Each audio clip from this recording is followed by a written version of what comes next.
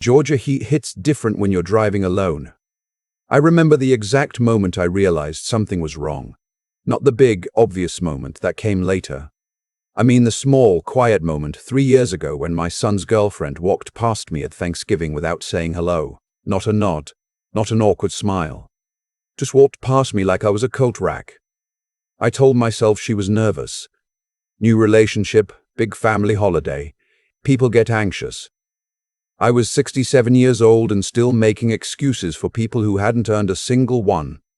My name is Philip. I spent 31 years as a civil engineer in Savannah, Georgia. I built bridges, technically speaking. The irony of that does not escape me now. My wife, Carol, passed 8 years ago from ovarian cancer. We had one son together, Owen. Raising him alone after Carol died was the hardest thing I have ever done.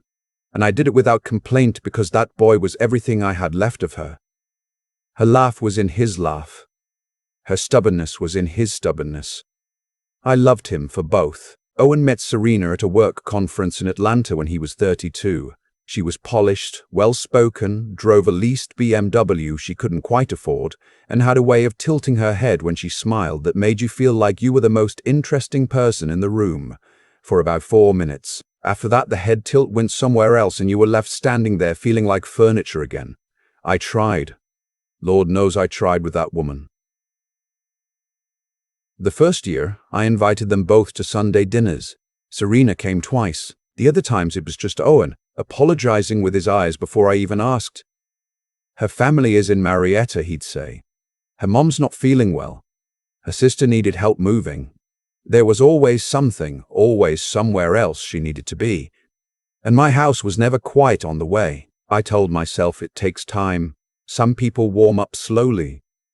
Carol took almost 2 years to warm up to my own mother, and they ended up being close, so I waited. The second year, Owen lost his job. The software company he worked for downsized in February, and just like that, 3 weeks before he and Serena had signed a lease on a new apartment in Buckhead, his income evaporated. He called me on a Tuesday night, voice tight, trying not to sound like he was 22 again. I didn't make him ask twice.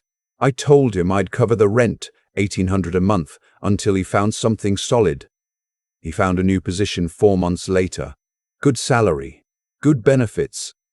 But the rent payments kept going. He mentioned Serena had quit her job to do something with online reselling, something about vintage clothing, and things were tight while she built it up. I kept paying. I also paid for their car insurance when Owen's rate spiked after a fender bender. I bought them a new refrigerator when theirs broke in August. I paid for a weekend trip to Hilton Head for their anniversary because Owen quietly told me Serena had really been hoping for something nice. I sent checks. I transferred money. I dropped off groceries sometimes when I was passing through Atlanta. Once I spent an entire Saturday helping Owen fix a leaky bathroom faucet while Serena sat in the living room watching television and never once came to say thank you or offer so much as a glass of water. 3 years. I calculated it once, on a legal pad, sitting at my kitchen table in the dark. $43,000, give or take. I'm not a wealthy man. I have a pension, some savings, and the house I've owned outright since 2009. $43,000 was not nothing to me, but I paid it because Owen was my son and you don't put a price on family. That's what I believed. What I didn't understand then was that some people absolutely do put a price on family. They calculate it very precisely. They just never show you their spreadsheet. It was March, a Thursday afternoon, when I called Owen to ask about the engagement. He had mentioned in passing back in December that he was thinking about proposing to Serena. I'd been waiting for news. Months had gone by. I figured they'd set a date and I hadn't heard anything, so I called. Owen didn't answer. Serena did. I didn't think much of it at first. They share each other's phones sometimes. Hey Serena, I was just calling to check in with Owen. Is he around? There was a pause, a very specific kind of pause that, when I think back on it now, tells me she was deciding something in that moment. Deciding how much she felt like managing the situation versus how much she felt like just saying what she actually thought. She chose the latter. He's in the shower, she said, but since you're asking, we actually got married last weekend. At the courthouse, just close family and friends. I stood in my kitchen holding the phone and I didn't say anything for a moment.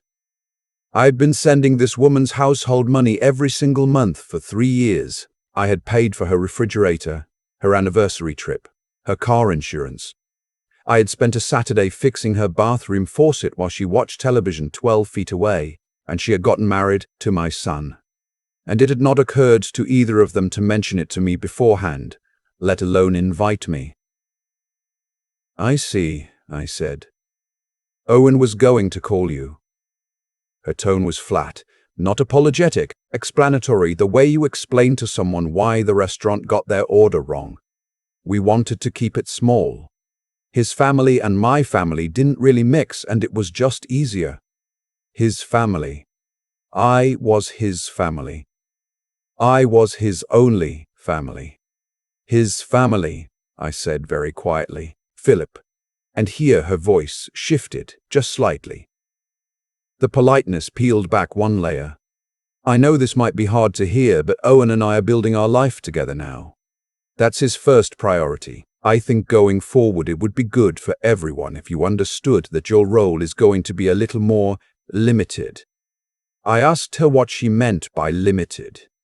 We appreciate everything you've done, she said, and she said it the way people say they'll pray for you.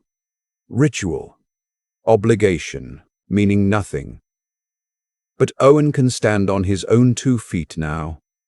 I think it's healthiest if we establish some independence. I told her I understood. I hung up the phone and I stood in my kitchen for a long time. The refrigerator I bought them hummed in my memory. The Hilton Head Hotel receipt sat somewhere in a folder in my filing cabinet. $43,000. Limited role. Independence. I went to my desk and I opened my laptop. Here's something Serena didn't know about me. Something most people don't know, actually. Because I don't talk about it. When I was building my career in the 90s, I had a partner, a man named Gerald Busby. Gerald is the only name I'll use from the old list because he's real. He's not in the story. He's just the person who taught me something. Gerald taught me something important. Never give away money you can't afford to lose, and if you're going to give money to family, document everything. Not because you expect trouble, because trouble doesn't announce itself. I had taken Gerald's advice 3 years earlier, about 2 months after I started helping Owen and Serena. Not out of suspicion, just out of habit. I had an attorney draw up a simple loan agreement. Informal, nothing aggressive, just a document that said the monthly transfers were structured as a family loan at 0 interest, repayable upon request with 90 days' notice. Owen had signed it. I don't think he read it carefully. I don't think he told Serena about it at all. I also had, sitting in a folder on my desktop, 37 months of bank transfer records, every receipt, every invoice. The refrigerator purchase, the insurance payments, the hotel. I didn't do anything with any of it that night. I closed the laptop and I went to bed. The call came 11 days later. It was a Sunday morning. I was drinking coffee on my back porch, watching a pair of cardinals work over the bird feeder Carol had put up in 2003. I still feel it. I don't know exactly why. It just feels like something that should keep going. My phone rang. Serena. Philip, I'm going to be direct with you because I think that's more respectful than dancing around it. I told her I appreciated directness. The rent is due Friday and we haven't seen a transfer from you. Owen thought maybe you'd forgotten. I set my coffee mug down on the arm of the porch chair very carefully. I didn't forget, I said. A pause. So it's coming? No, I said. It's not. Another pause, longer this time. Excuse me. You told me 11 days ago that you wanted to establish independence, I said. I thought about what you said, and I think you're right. Owen is a grown man. You're a married couple now. I should let you stand on your own 2 feet. That's not. Her voice changed. The flatness was gone. Something sharper underneath. That's not what I meant, and you know it. What did you mean, Serena? She didn't answer that. The rent is due Friday, she said again, harder this time. I heard you the first time. I heard you the first time, I said. I hope you two have a good plan in place. Owen's a smart man. I'm sure he'll figure it out. I ended the call. I want to be honest about what the next 2 weeks felt like, because I think people imagine that setting a boundary like that is clean, satisfying. Like in the movies where the music swells and the credits roll, it wasn't like that. It was hard. Owen called me 3 times in the first week. The first 2 calls I answered. He was not angry exactly. Owen has never been an angry person. But he was confused and a little scared, and that was harder to hear than anger would have been. I told him I loved him. I told him this wasn't about him. I told him the loan agreement existed and I wasn't calling it in, not yet, but the monthly support was done. He went quiet on the phone in a way that reminded me of when he was 9 years old and I'd had to tell him his dog had to be put down. That silence. The third call I didn't answer. I sat in my living room and listened to it ring. The following Saturday, around noon, a car I didn't recognize pulled into my driveway. A man got out, late 40s, heavy set, polo shirt, and then Serena got out of the passenger side. She rang my doorbell. I opened the door, but I didn't open the screen door. "Philip, this is my brother Craig," she said. Craig nodded at me with the particular nod of a man who's been asked to be present as a physical statement. I've seen that nod before. It's supposed to communicate something. "Hello, Craig," I said. "We need to talk about what you're doing," Serena said. "You made a commitment to this family." "I made a loan," I said. "The documentation is very clear on that point." That landed differently than she expected. I watched her process it. "Owen didn't mention any loan agreement," she said carefully. "Owen signed it," I said. "March 14th, 3 years ago. I have the original and my attorney has a copy." Craig shifted his weight. The physical statement was recalibrating. "You're going to destroy your relationship with your son over money," Serena said. Her voice had gone somewhere between cold and desperate, which is an unpleasant combination. "Is that what Carol would have wanted?" I have thought about that sentence many times since then, the specific choice to bring Carol into it, her name in Serena's mouth. I won't pretend it didn't hit something. It did. But it also told me everything I needed to know about where we were. Carol would have wanted Owen to have a father who respected himself, I said. "I think you two should go." Craig started to say something. I held up one hand. "I'm going to close this door now," I said. "If either of you comes back to this property without an invitation, I'll call the non-emergency police line. Not a threat, just information." I closed the door. I stood in my entryway and I listened to them stand on my porch for about 45 seconds before I heard the car doors and the engine. My hands were shaking a little. I went to the kitchen and I made myself a fresh cup of coffee and I stood at the window and watched the cardinals and I did not cry, which surprised me because I had expected to. The thing about grief, and I've had enough of it to know, is that it doesn't always come when you expect. You stand there waiting for it and it doesn't come. And then 3 weeks later you're in a hardware store and you walk past a can of the particular yellow paint that was in Owen's childhood bedroom and suddenly you're standing in the paint aisle at Home Depot not entirely sure you can drive yourself home. That happened. I won't pretend it didn't. But here's what else happened. My neighbor Paulette. She's 71, lost her husband 2 years before Carol. We've been looking out for each other in the small ways neighbors do since about 2017. Paulette had apparently watched the whole driveway scene from her living room window. She called me that evening. "I saw that woman bring a man to your door," she said. "Her brother," I told her. "Intimidation tactic," Paulette said, with the confidence of a woman who has seen a few things. "You didn't let them in, did you?" "No." "Good," she said. "Come over for dinner Thursday. I made too much cornbread last time and I'm going to make too much again on purpose so you can take some home." I laughed. First time I'd laughed in 2 weeks. It felt like something loosening in my chest. I went to dinner Thursday. I went the Thursday after that too. About 6 weeks after the doorstep visit, I got a certified letter from an attorney in Atlanta. It wasn't threatening exactly, more of a probing document. The kind lawyers send when they're testing whether you have documentation or whether you're just a retired old man who gave away money and has no paperwork. It referenced oral promises and reasonable reliance, and a few other phrases designed to sound more serious than they were. I forwarded it to my attorney, a woman named Harriet who has been practicing in Savannah for 30 years and who has the energy of someone who genuinely enjoys this kind of thing. Harriet called me the next morning. "They're fishing," she said.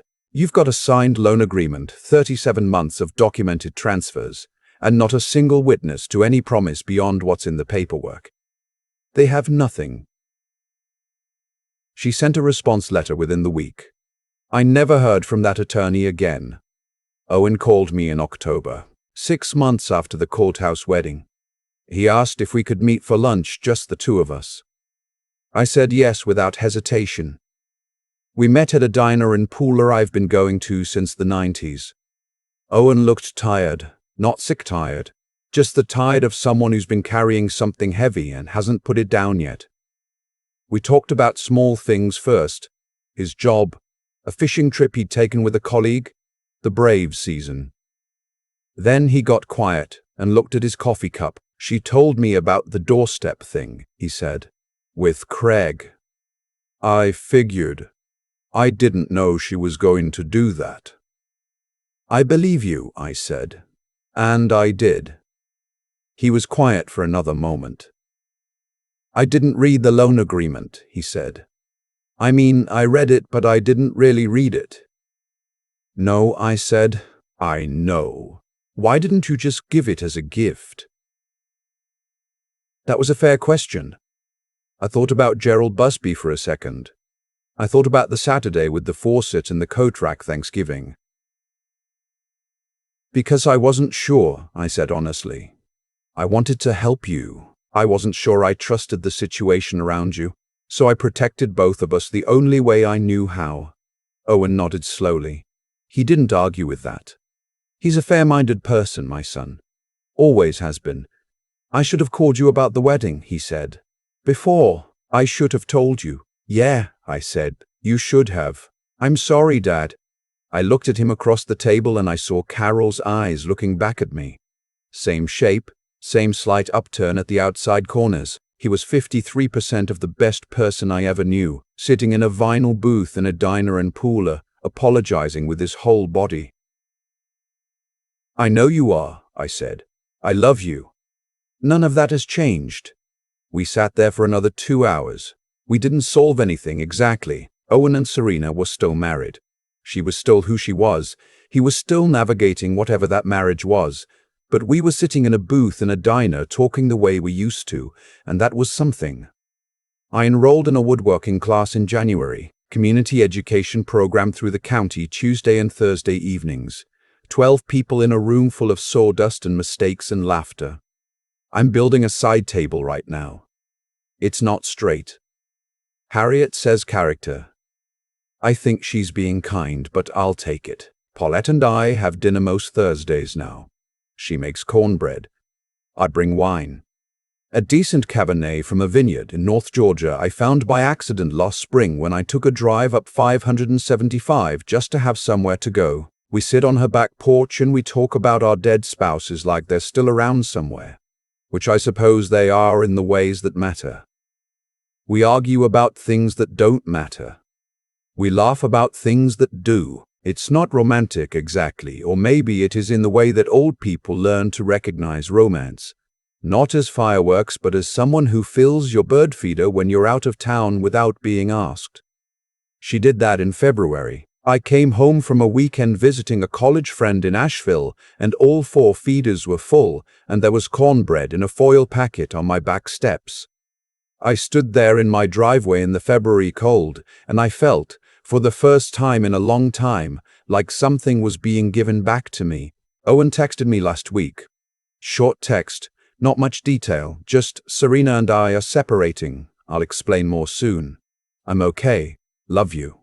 I read it 3 times. I didn't feel what I expected to feel, which was satisfaction. What I felt was something closer to sorrow.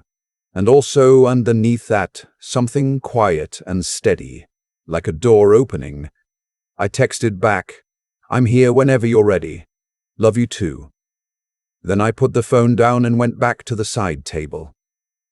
It's still not straight. I've sanded the same joint 4 times. But every Tuesday and Thursday evening I drive to that room full of sawdust and I work on it. And the people in that room have started to feel like something. Not a support group exactly. More like just people who show up. That's what I've learned at 68 years old, sitting in the Georgia heat with a sander in my hand and sawdust in my hair. The people who show up without being asked are worth more than anything you can calculate on a legal pad in the dark. And the people who only show up when they need something from you, the ones who walk past you at Thanksgiving like a coat rack and accept your checks without saying thank you, and invite close family to a wedding and somehow forget you exist. Those people will always find a reason why you don't matter, until the day they find out you kept every receipt. If you are sitting somewhere right now, 60 years old or 70 or 80, and you have been pouring yourself into people who treat you like a convenience, I want you to know that the door you think is closing is not closing. It is just showing you which direction to face. You have more power than they've let you believe. You have more options than the role they assigned you. And you deserve, at minimum, a phone call before your own child's wedding. Don't forget that. Don't let anyone talk you out of it. And fill the bird feeders. Whatever that means for you, fill them. Something always comes. I'd been thinking about what actually happened here. Not the legal part, not the money part, but the deeper mechanics of it. Why things fell apart the way they did and why they had to. Serena treated me like a vending machine for 3 years. Put in the right amount of silence and distance. Get money out. She had a system. And the system worked because I let it work. Not out of stupidity, but out of love for Owen, which she used as the mechanism. That's the thing about people who take advantage of family. They don't exploit your weakness. They exploit your strength. My love for my son was real and she knew it and she pointed herself directly at it. But here's what she miscalculated. She assumed that because I was 67 and quiet and kept paying without complaint, I wasn't paying attention. She confused patience with passivity. Those are not the same thing. I had been a civil engineer for 31 years. My entire career was built on understanding load-bearing structures, knowing exactly how much weight something can hold before it fails, and building in the right supports before that moment arrives. I applied the same thinking to that loan agreement, not because I expected this exact outcome, because I was paying attention. That's the first thing I'd say to anyone who finds themselves in a situation like mine. Pay attention to the small moments. The Thanksgiving coat rack. The Saturday faucet. The 2 visits out of 12 Sunday dinners. Those weren't accidents. They were information, and if I'd acted on that information emotionally, cut Owen off in year 1, made ultimatums, forced a confrontation, I would have lost my son and gained nothing. Patience isn't weakness. Sometimes it's the most precise tool you have. The second thing is harder to admit. I made it too easy for too long, not because I was naive. I knew something was off, but because I kept choosing the version of the story where everything would work out if I just kept showing up. There's a difference between loyalty and avoidance. I was doing both simultaneously and calling it all loyalty. The loan agreement was my one honest act in 3 years, the one moment I let myself acknowledge that trust has to be structured, not assumed. I should have had that clarity sooner. I didn't. That's on me. And I've made my peace with it. Owen texted me that Serena and he are separating. I'm not celebrating that. A marriage ending is never something to celebrate, and Owen is going to carry some of that weight for a long time. But I also know that the version of my son who sat across from me in that Pooled diner, tired, honest, apologizing with his whole body, that version of him could not have existed without the months of hardship that preceded it. People don't examine themselves when everything is comfortable. They examine themselves when the comfortable thing stops working. I'm building a side table on Tuesday nights now. It's still crooked. Paulette says character. I'm starting to believe her. Fill your bird feeders. Keep your receipts. And never ever confuse the people who show up when they need something with the people who show up when you do.